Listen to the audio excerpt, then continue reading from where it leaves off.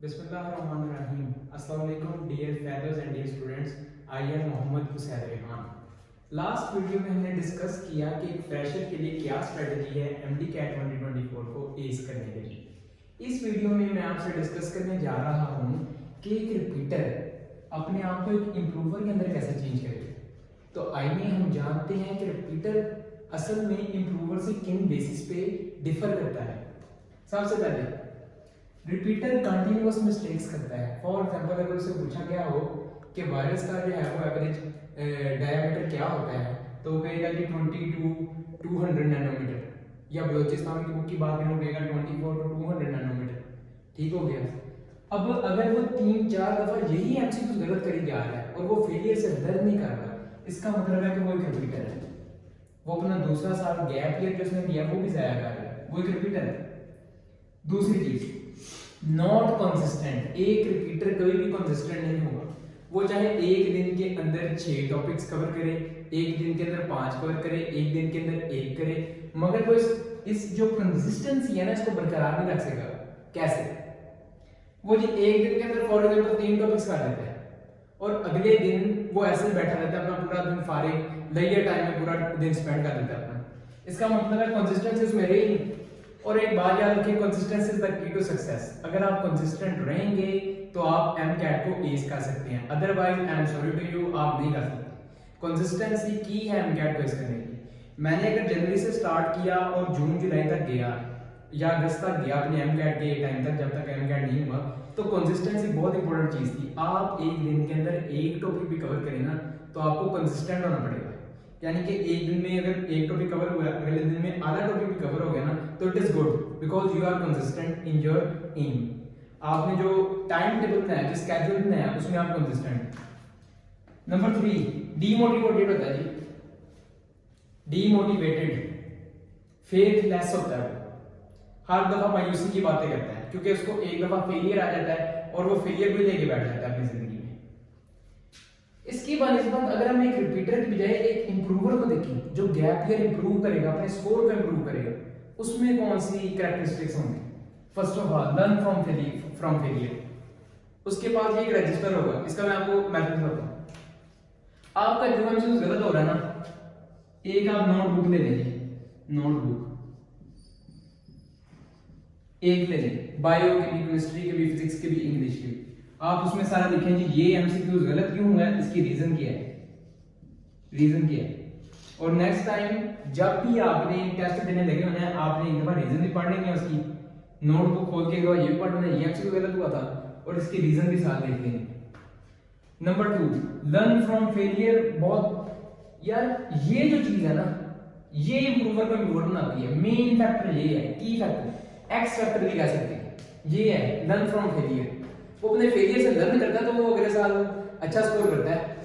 Learn from failure का मतलब क्या है और क्या इसका मतलब हो सकता है? एक तो नोटबुक के लिहाज से हो गया, दूसरा मतलब मैं आपको बताता हूं, टाइम टेबल।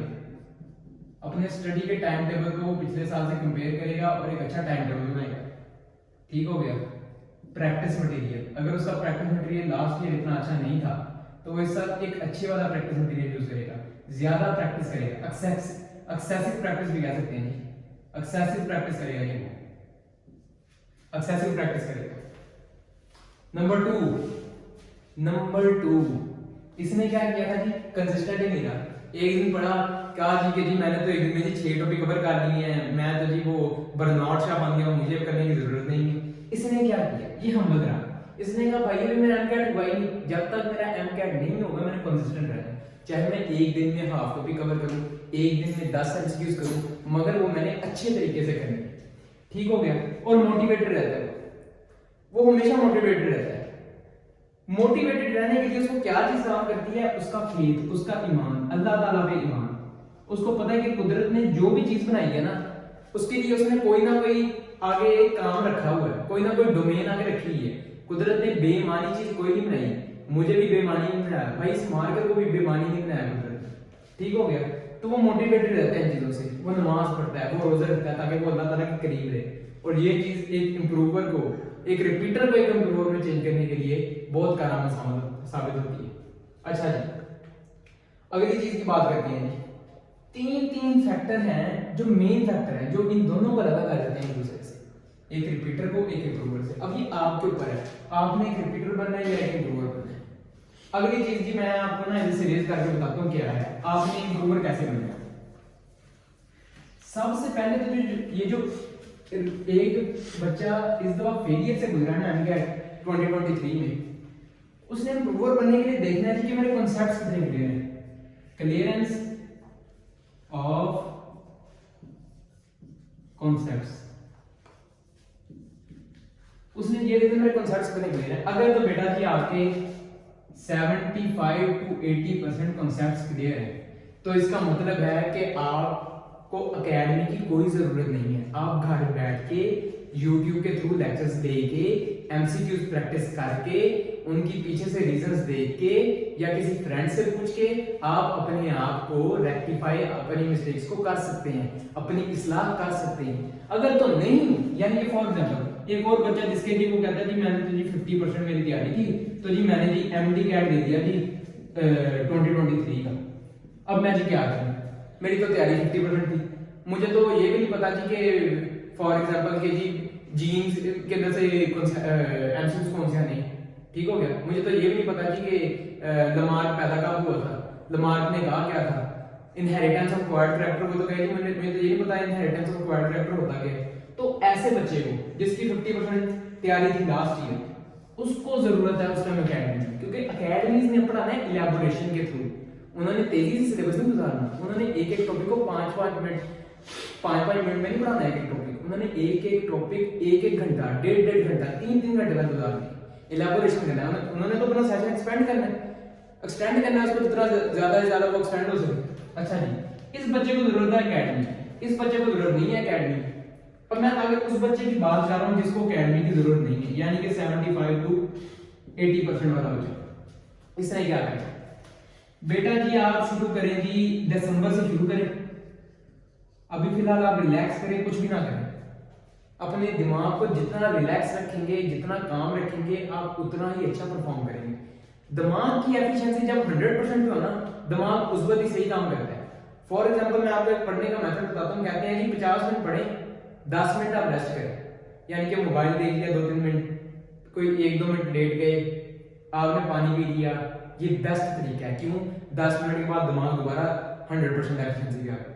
जो बच्चा 4-5 घंटे पढ़ता रहेगा, उसका दिमाग की एफिशिएंसी आहिस्ता आहिस्ता लो, उसका ग्राफ डाउन जाता जाएगा। पहले थी 100, 1 घंटे के बाद 90 पे आ गई, 1 घंटे के बाद 70 पे आ गई, 1 घंटे के बाद 50 पे आ गई, ठीक हो गया। ऐसे में आपने करना। दिसंबर से आप शुरू करें। दिसंबर से क्या शुरू करें? यूएचएस के थ्रू आपने एमकेट देना है, तो आप सबसे पहले पीटीबी को शुरू करें। पीटीबी से आप शुरू करें। वही जो मैंने पिछली वीडियो के अंदर मेथड बताया था कि ऑरेंज और ग्रीन हाईलाइटर ने जो चीज आपको भूलती है वो ऑरेंज से हाईलाइट करें, जो आपको पता है कि 70 to 80% मैं इसको ग्रिप कर चुका हूं वो ग्रीन से हाईलाइट करें, ठीक हो गया। अच्छा जी, दिसंबर और जनवरी में आपने जो यही करते जाना है, यानी कि आपने पीटीबी करनी है दिसंबर और जनवरी में। इसके बाद जब फरवरी शुरू होना है ना, फरवरी एक ट्विस्टिंग पॉइंट आपकी ले जाएगा। फरवरी इसलिए ट्विस्टिंग पॉइंट ले जाएगा, उसमें आपने वो पढ़ना जो आपने पिछले साल नहीं पढ़ा।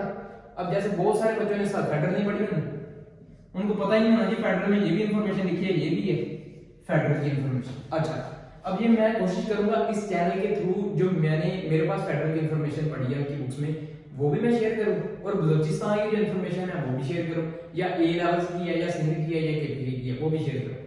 अच्छा जी, फेडरल की इंफॉर्मेशन करेंगे आप फरवरी के अंदर। इंफॉर्मेशन होगी, उसके कॉन्सेप्ट्स हो गए, ये आ गया जी हमारा फरवरी के अंदर वीडियो करने।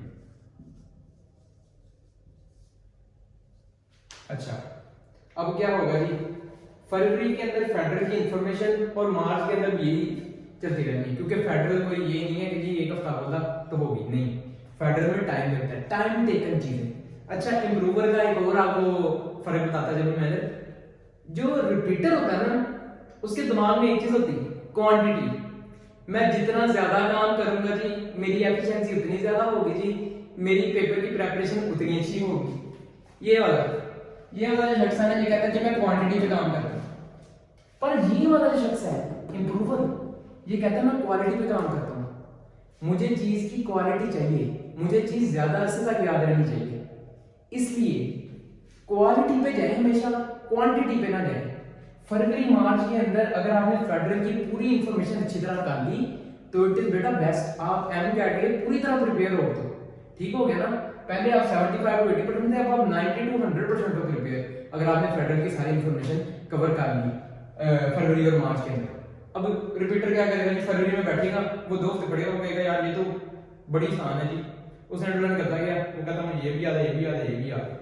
नतीजा इसका क्या होगा, जल्दी में याद की हुई चीजें जो है ना वो स्किप हो जाती हैं दिमाग से। इसलिए टाइम टेकिंग प्रोसेस को ना टाइम देना सीखिए, टाइम देना सीखिए इन चीजों को, इनको टाइम देंगे तो ये ज्यादा अर्से तक याद रहेंगे। अच्छा जी, अगली चीज हम देखते हैं, फरवरी में आपने करनी है फेडरल की इंफॉर्मेशन। अब मार्च के अंदर ना सैट का एक टेस्ट आता है, स्टेप का, मैं आपको बताता चलूं। स्टेप का एक टेस्ट आता है, उसको कहते हैं सैट। इसका मतलब होता है स्टेप सेल्फ असेसमेंट टेस्ट।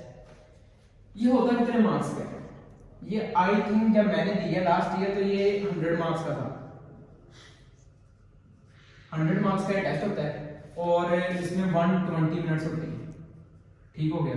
आप बेसिकली अपने आप को कहें कि भाई मैं इसकी प्रिपरेशन कर रहा हूँ इस 100 मार्क्स की, मैंने 85 to 90 से अबव मार्क्स लेके आने हैं और मैंने अपने आप को एक स्कॉलरशिप दिलाना है। जब बेटा आपको ये स्कॉलरशिप लग गया ना, इसका मतलब है कि आपकी तैयारी बहुत अच्छी जा रही है, इसका मतलब है कि आप अपने मकसद के करीब आ रहे हैं। जब ये आपको स्कॉलरशिप लग गया, नहीं लगा तो वेल इनफ, मुझे भी नहीं लगा तो वेल इनफ, कुछ भी नहीं होता, कोई घबराने की बात नहीं, एम कैट फेल ही हो गया दोबारा, हम दोबारा भी आगे चलेंगे।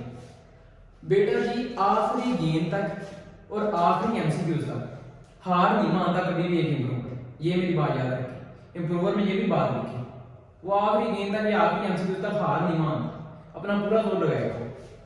अच्छा जी, इसके बाद आपने क्या करना है, महीना आ गया जी हमारे पास तकरीबन, अगर हम फरवरी मार्च को करेंगे, अप्रैल आ जाता है, मई आ जाता है। अप्रैल और मई के अंदर ना आप किप्स की, कैट्स जो सीरीज है ना, KIPS entry test preparation, cats marathon leader, इसको आप देखिए, इसमें वो कौन से एमसीक्यूज देते हैं। मैं आपको एक बात बताता चलूं कि एमडी कैट 2022 में एक एमसीक्यूज आया था कि बायोजेनेटिक लॉ जो अनस्टैकल का है, तो उसके मुताबिक कौन सा ऑप्शन दुरुस्त है, 4 उसमें ऑप्शन दिए, उसमें एक ऑप्शन था ऑन्टोजेनी रिकैपिचुलेट्स फाइलोजेन। ठीक हो गया, थ्योरी ऑफ रिकैपिचुलेशन भी कहते हैं और बायोजेनेटिक लॉ भी कहते हैं इसको अनस्टैकल का।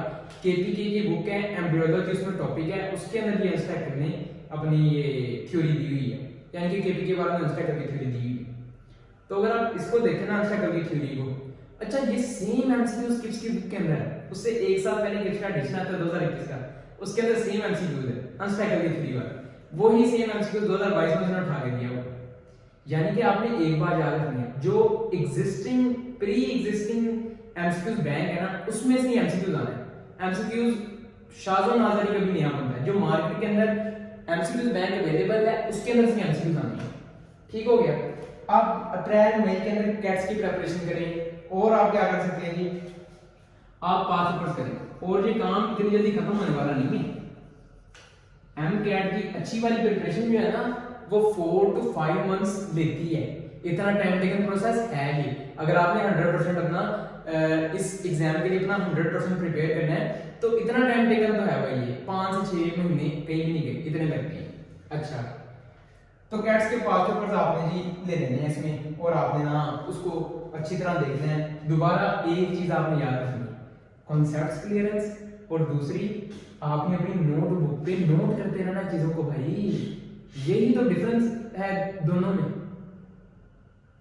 जो बच्चा अपनी नोटबुक पे नोट करता रहता है मेरी ये मिस्टेक है, मेरी ये मिस्टेक है, मेरी ये मिस्टेक है, हफ्ते बाद उसको देखता रहता है, उसने आगे जाकर सक्सीड होना है एम कैट के अंदर। ये मेरी बात याद रखनी, जिसको भी मैंने देखा उसका यही था। मैंने एक नोटबुक बनाई थी, उसको लिखता ये एमसीक्यू गलत हुआ, ये इसकी वजह थी, और उस वजह को रेक्टिफाई करने की कोशिश करनी है, उस चीज को ना इरेडिकेट करने की कोशिश करनी है जो फॉल्ट आ रहा है उस चीज के अंदर। ठीक हो गया। अब ये चीजें होगी, जब इतना सारा हो गया ना, आपने फिर सेशन ज्वाइन करना चाहे। अच्छा, अब अगर उस वक्त आप फ्रेशर सेशन भी ज्वाइन कर लें वो भी आपके लिए बेनिफिशियल है, रिपीटर सेशन ज्वाइन कर लें वो भी आपके लिए बेनिफिशियल है, पर आपने अपने आप को एक इम्प्रूवर कहना है, क्योंकि आप रिपीटर से बाहर आ गए। रिपीटर आप अब नहीं रहे, आप अब एक इम्प्रूवर हो और आपने एक इम्प्रूवर बनना है। कैसे? MCAT में 180 190 प्लस स्कोर करके एक इम्प्रूवर बनना है। ठीक हो गया। इंशाल्लाह अगली वीडियो में आपको मैं बताऊंगा कि बायो को, केमिस्ट्री को और फिजिक्स को कैसे लेकर चलना है और लेक्चर से लेके जाएंगे। तब तक आप अपना ख्याल रखिएगा। अल्लाह हाफिज़।